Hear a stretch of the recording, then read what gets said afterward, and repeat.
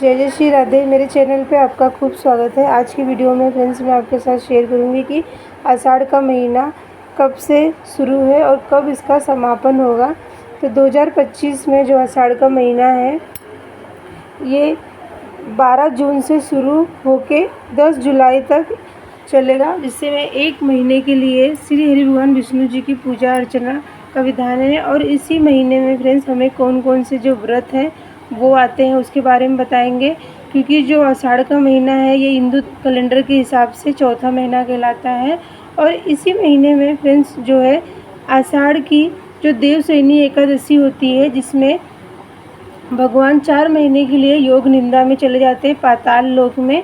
तो इसी महीने में जो चतुर्मास है शुरू हो जाएगा और आषाढ़ के महीने में ही जो शीतला सप्तमी होती है उसका भी समापन होता है। जो पहले चैत महीने में हमने जो है शीतला सप्तमी का व्रत किया था, जो चौथे महीने में इसका समापन होता है, वो इसी महीने में उसका मतलब उद्यापन हो जाता है, जिसे बैठाना कहते हैं। और बहुत लोग इसका जो है सावन के महीने में भी उद्यापन करते हैं, बैठाते हैं। तो इसमें जो जेठ महीने में सप्तमी पड़ती है वो नहीं करते हैं, लेकिन इससे आषाढ़ के महीने में इसका समापन हो जाएगा। और फ्रेंड्स इसी महीने में जो गुप्त नवरात्रे हैं वो भी आरंभ हो जाते हैं। जो लोग भी गुप्त तरीके से माता दुर्गा की पूजा करना, उनका कलश स्थापना करना, उनके मंत्रों से या फिर उनकी कोई भी दुर्गा सप्तशती या फिर उनके कोई भी दुर्गा चालीसा का पाठ करना चाहते हैं तो गुप्त तरीके से आप इसको करके अपनी मनोकामना भी गुप्त तरीके से करें। तक कभी किसी को हम इस कुछ भी गुप्त नवरात्रे में पाठ कर रहे हैं, पूजन कर रहे हैं, तो हमें उसका सभी को बताना नहीं चाहिए, क्योंकि ये जो गुप्त नवरात्रे हैं ये गुप्त तरीके से किया जाता है। तो आप अपने घर में अगर कलश स्थापना करके करना चाहते हैं तो करें, नहीं तो ऐसे भी आप माता दुर्गा की पूजा कर सकते हैं। और इसी महीने में फ्रेंड्स जो है देवशयनी एकादशी जो होती है, जिसमें देव बृहस्पति होते हैं, वो 4 महीने के लिए मतलब पाताल लोक में जाके योग निंदा में चले जाते हैं और गुरु बृहस्पति इसमें कहते हैं कि अस्त हो जाते हैं। तो इसीलिए फ्रेंड्स इस महीने में कोई भी 4 महीने जो है हमें कोई भी मतलब जो नया व्रत है या फिर शादी विवाह है, मुंडन हो गया है, नाग छेदन, जनेऊ का संस्कार जो भी होते हैं, घर प्रवेश, ये सब हमें कार्य नहीं करना। जैसे शुभ कार्य होते हैं, जो मंगलिक कार्य होते हैं, वो बंद हो जाते हैं 4 महीने के लिए। तो इस बातों का हमें ख्याल जो करना है। और अगर हम कोई भी व्रत नया उठाना चाहते हैं तो हमें इस महीने में नया व्रत भी शुरू नहीं करना चाहिए। और जो पहले से व्रत करते आए हैं ना, हम उसको करते रहेंगे और उसका उद्यापन तो कर सकते हैं, लेकिन नया व्रत हम उठा नहीं सकते। तो फ्रेंड्स इन बातों का हमें ध्यान ज़रूर से रखना चाहिए।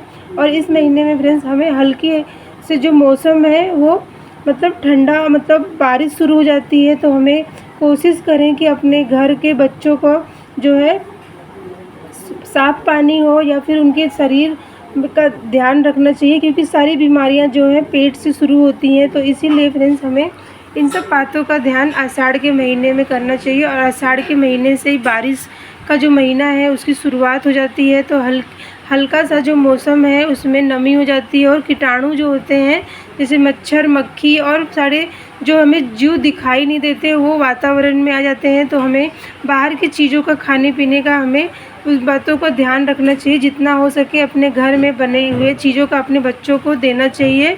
और इस महीने में फ्रेंड्स हमें अगर कोई पेड़ पौधों का दान करने का बहुत महत्व है, तो आप मंदिर में या फिर अपने घर में भी तुलसी के जो है पीपल वृक्ष हो गया, या पीपल वृक्ष आप बाहर लगा सकते हैं। जो भोले बाबा का प्रिय पौधा है ना, बेल का पौधा, आप अपने घर में या फिर शिव जी के मंदिर के आसपास आप लगा सकते हैं और उसकी सेवा हमें करना चाहिए। और इस महीने में फ्रेंड्स कहते हैं भी कोई भी पौधा हम लगाते हैं तो बहुत जल्दी से उनमें जो है वो उग जाते हैं, मतलब उनका भरण पोषण होने लगता है। तो इसीलिए फ्रेंड्स इस महीने को विशेष तौर पे बहुत उत्तम महीना कहा जाता है। और इस महीने में हमें पूजा प्रार्थना ज़रूर से करना है, लेकिन कोई भी मंगलिक और नया व्रत हमें उठाना नहीं है। पूजा हमें श्री हरि भगवान विष्णु जी के किसी भी स्वरूप का आप इसमें ध्यान करना, उनके जो मंत्र होते हैं उनको मन में मंत्र जाप कर सकते हैं और उनकी पूजा ज़रूर से करें। तो इस महीने में हमें इन सब बातों का ध्यान देना चाहिए और अपनी पूजा प्रार्थना भगवान श्री हरि भगवान विष्णु की कृपा पाने के लिए इस महीने में हमें जितना हो सके हमें फ्रेंड्स पूजा करें, अपने सामर्थ्य के अनुसार दान जरूर से करें, तो इसका बहुत शुभ परिणाम होता है। तो आप शिवलिंग पे जल छोड़ना, सूर्य देव को अर्घ देना, तुलसी माता का सिंचन करना, पेड़ पौधे जो हैं उनको आसपास के जो खुले स्थान होते हैं वहाँ पे दान करें, उनका ध्यान रखें। तो हमें इन बातों का आषाढ़ के महीने में ज़रूर से ध्यान करना चाहिए। तो यहाँ पे मैंने आपको बताया कि हमें कि आषाढ़ का महीना कब से शुरू हो रहा है और इसमें क्या क्या करना चाहिए। तो मिलती हूँ मैं आपको अगली वीडियो में, तब तक के लिए जय जय श्री राधे।